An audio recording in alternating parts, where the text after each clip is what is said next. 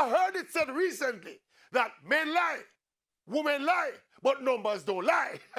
Well, the Maverick find the perfect and most timely example to prove that is a lie and that numbers do lie. All these calls that Jamaican left-arm orthodox spinner Nikita Miller should have played more test match cricket for the West Indies are based on his numbers.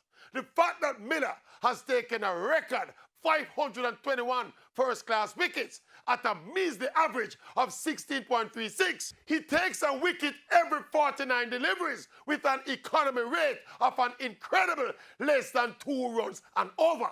No other bowler in the history of regional cricket can match Nikita Miller across those categories. All the West Indian big-name greats share the common ground of regional cricket, which is a lower level of cricket than Test cricket. So even if those other bowlers never played as much and never took as much wickets as Miller, they still never took their wickets as cheaply, as frequently, and as consistently as Miller. So Nikita Miller has outperformed every other bowler in the history of West Indies cricket. More wickets, better average, better strike rate over a longer period of time.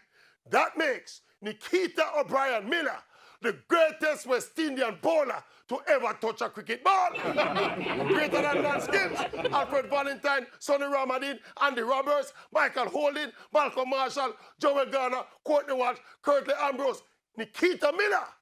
Greater than all of them because numbers don't lie.